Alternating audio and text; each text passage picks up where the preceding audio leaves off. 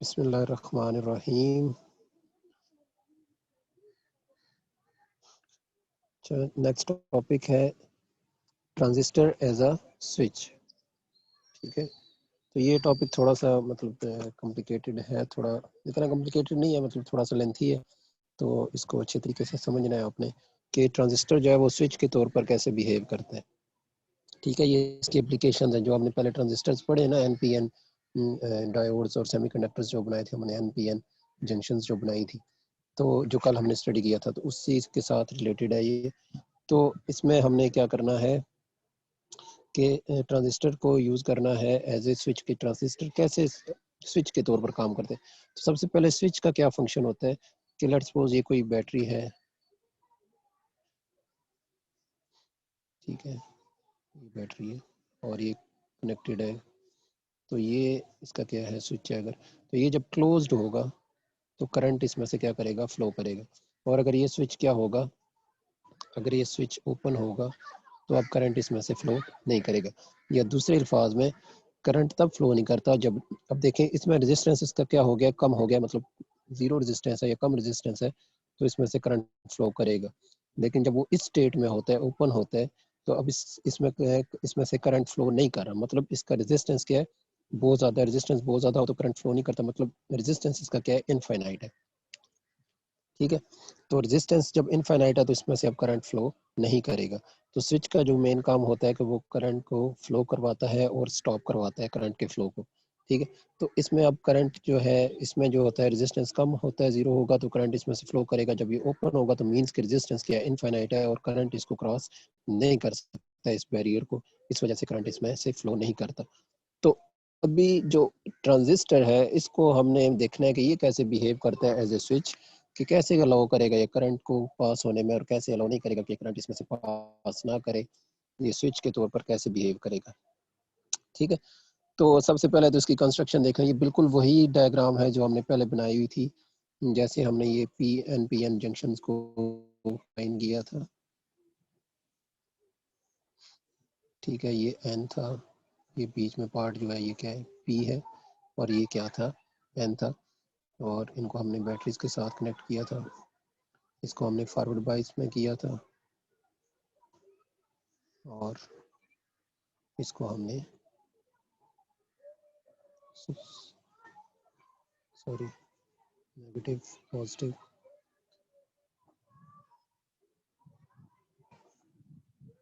Positive negative, इसको हमने reverse bias में किया था।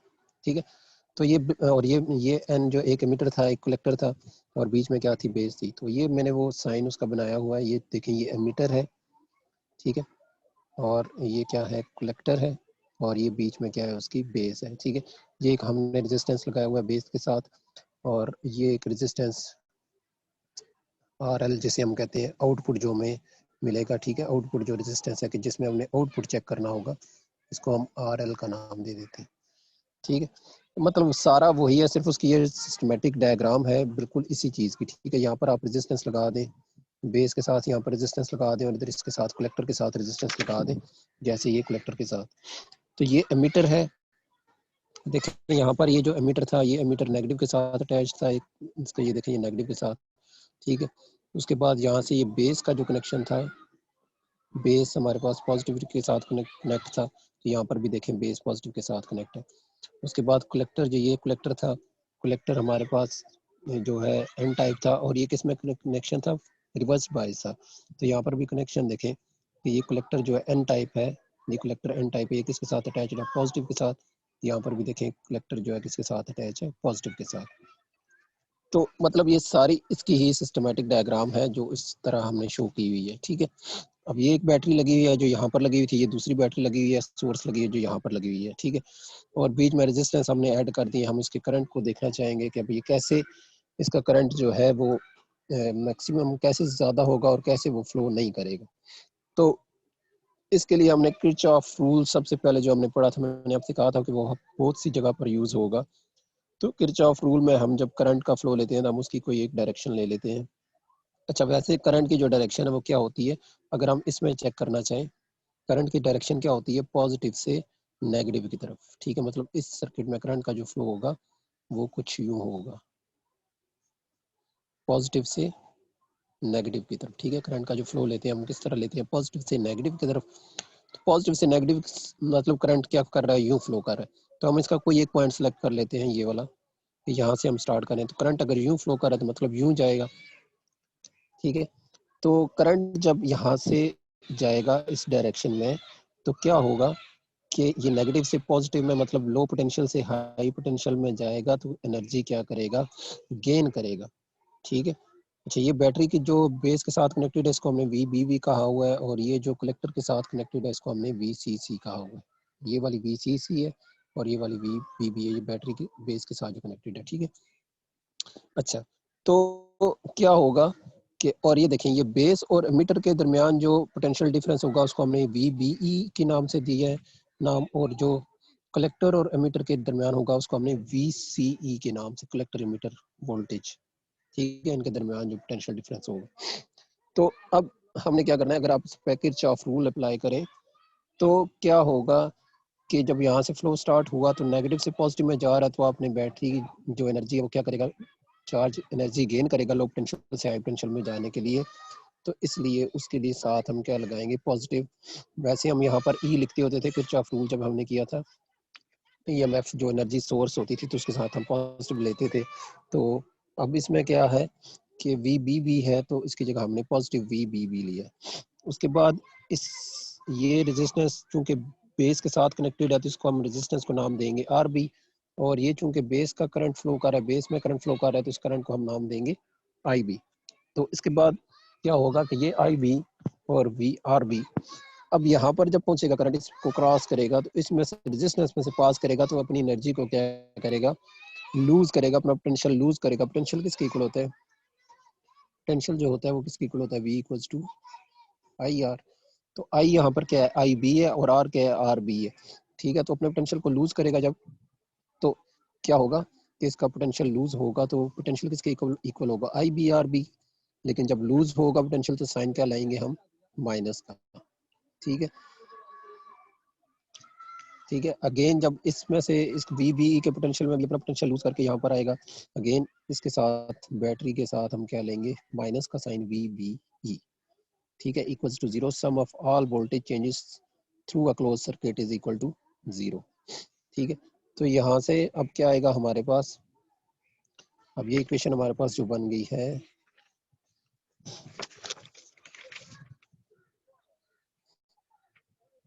तो ये इक्वेशन हमारे पास बन गई है VBE, ये देखिए माइनस के साइन के साथ था, इसको हम दूसरी साइड पे ले गए तो ये क्या बन गया, VB प्लस हो गया। VB इक्वल्स टू क्या रह जाएगा, VBB माइनस IB/RB, ये इक्वेशन 1 आ गई, ठीक है। ये तो हमारा इनपुट था। ये देखें जब यहाँ से हम इनपुट देते हैं और यहाँ पर हमारा आउटपुट कलेक्ट होता है, ठीक है, इससे कलेक्टर से आगे। अब इसी तरह कलेक्टर के लिए दूसरा जो सर्किट है, दूसरा जो क्लोज्ड सर्किट है, इसमें देखिए आप, ये पॉजिटिव है, ये नेगेटिव है, तो करंट की डायरेक्शन पॉजिटिव से क्या लेते हैं हम, नेगेटिव की तरफ, पॉजिटिव से नेगेटिव की तरफ। तो करंट फ्लो करेगा मतलब इस डायरेक्शन में, इस लूप में करंट फ्लो करेगा इस डायरेक्शन में। तो मीन्स कि आप इसका ये पॉइंट ले लें, यहाँ से हम स्टार्ट कर लेते हैं और यहाँ पर एंड करेंगे, ठीक है। तो जब यहाँ से ऊपर जाएगा, देखिए नेगेटिव से पॉजिटिव में जा रहा है, लो पोटेंशियल से हाई पोटेंशियल में जा रहा है, एनर्जी गेन करेगा।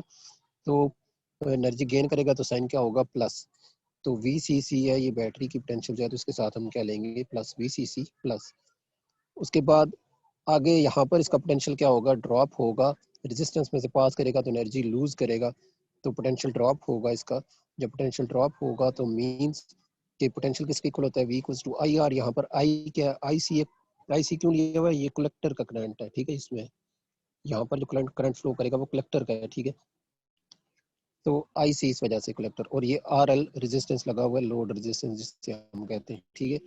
तो ये किसके इक्वल आ जाएगा, माइनस के साइन के साथ IC/RL, ठीक है। इसी तरह ये फ्लो करके यहाँ पर जब VC और E के दरमियान जो पोटेंशियल है उसमें से भी पास करेगा तो एनर्जी लूज करेगा, तो माइनस के साथ VCE आ जाएगा। और इस तरह इसका भी सम इक्वल्स टू किसके इक्वल आ जाएगा, 0 भी, ठीक है। किरचॉफ रूल जो हमने पहले स्टडी किया हुआ है उसके मुताबिक ये भी क्या हो जाएगा, 0 के इक्वल हो जाएगा। अब ये माइनस VCE है, इसको दूसरी साइड पर ले जाएं तो ये क्या हो जाएगा, plus VCE equals to VCC minus IC/RC, ठीक है। और ये आउटपुट वोल्टेज है हमारे पास, जो ओवरऑल आउटपुट आएगा हमारे पास, तो इसको हम इससे भी डिनोट करते हैं वी नॉट से। वी नॉट किसके इक्वल आ जाएगा, V C C minus I C R C. ठीक है। ये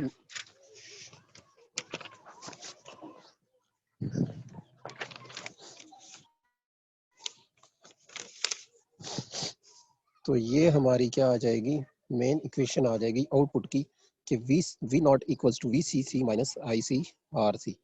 अब इस इक्वेशन को आपने इसी इक्वेशन पे हमने इसी के बिहाफ पर हमने सारी चीजें फाइंड करनी है कि कैसे वो एज ए स्विच एक्ट करेगा ये रजिस्टर ट्रांजिस्टर। ठीक है, ये इक्वेशन है V not equals to V C C minus I C R C. ठीक है। अब देखें जी,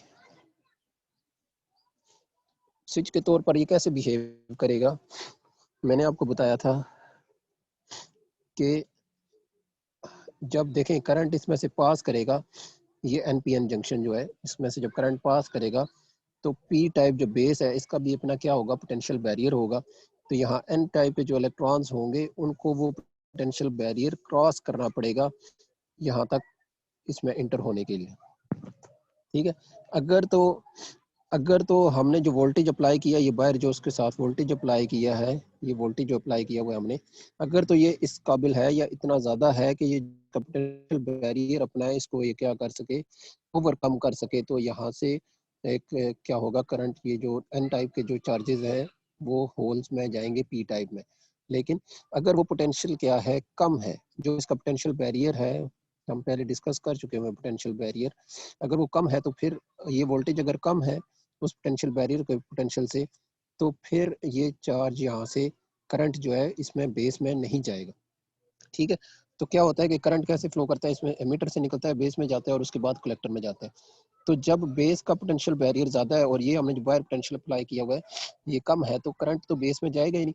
जब बेस में नहीं जाएगा तो बेस से आगे कलेक्टर में, यहाँ पे हमारे पास आउटपुट में भी करंट नहीं आएगा। मतलब जब आई बी जीरो होगा, जब आई बी बेस करंट, आई से मुराद करंट बी बेस, जब बेस का करंट जीरो होगा तो कलेक्टर का करंट भी क्या होगा, जीरो होगा, क्योंकि बेस से होकर, ये पी जो है बेस है बीच में, बेस से होकर कलेक्टर में जाएगा ना। तो बेस करंट जब जीरो होगा, बेस करंट तब जीरो होगा जब ये जो हमने एक्सटर्नल वोल्टेज अप्लाई किया हुआ ये लेस है इससे, जो इसका पोटेंशियल बैरियर है उससे, तो फिर जाहिर करंट फ्लो नहीं करेगा। तो मतलब बेस में से करंट जीरो होगा तो कलेक्टर में भी करंट क्या होगा, जीरो होगा। मतलब आई सी की वैल्यू क्या हो जाएगी, जीरो। ठीक है। तो आई सी की वैल्यू अगर हम इस इक्वेशन में, ये जो हमने फाइंड किया, इसमें अगर हम आई सी की वैल्यू जीरो रखें तो क्या आ जाएगा, आई सी जीरो पुट करेंगे तो आर सी के साथ मल्टीप्लाई होगा तो ये जीरो हो जाएगा। मतलब वी नॉट किसके इक्वल आ जाएगा, V C C. V not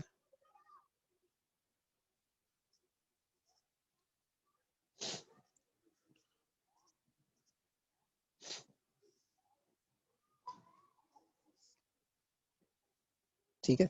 अब इससे क्या मुराद ली हमने, कि जब जो इनपुट का वोल्टेज, जो आउटपुट वोल्टेज है वो सारे का सारा किसके इक्वल है, कलेक्टर के वोल्टेज के। मतलब कोई वोल्टेज ड्रॉप नहीं हुआ है, वोल्टेजेस दोनों सेम हैं। तो जब वोल्टेज ड्रॉप तब होता है जब करंट फ्लो करता है। ठीक है, वोल्टेज तब ड्रॉप होता है ना, तो जब उसको वर्क करना पड़ता है अगेंस्ट द रेजिस्टेंस।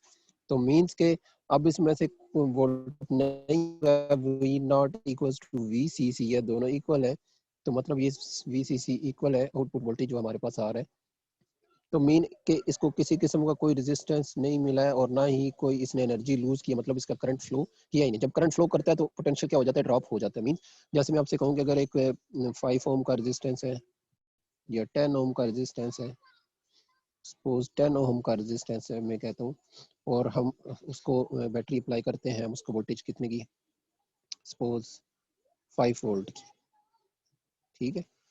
तो जैसे ये सपोज बैटरी है 5 वोल्ट है और यहाँ पर हमने कोई रेजिस्टेंस लगाया हुआ है, यहाँ पर लगाया हुआ है सपोज, ये रेजिस्टेंस कितना है, 10 ओम। तो ये बैटरी जब इसमें से करंट पास होगा तो बैटरी क्या करेगी, इसका पोटेंशियल क्या होगा, लूज होगा। अब इन दोनों के पोटेंशियल को, अब इसमें से करंट कितना पास होगा इस 10 ओम के रेजिस्टेंस में से, कि बैटरी का पोटेंशियल कितना है, 5 वोल्ट, और इसका सॉरी 50 वोल्ट अगर मैं इसका पोटेंशियल लूँ, बैटरी का कितना लूँ मैं, अगर 50 वोल्ट और 10 ओम का रेजिस्टेंस है, तो इसमें से कितना करंट पास होगा इस रेजिस्टेंस में से। देखें वोल्टेज किसके इक्वल होता है, V equals to I R होता है, ठीक है। V equals to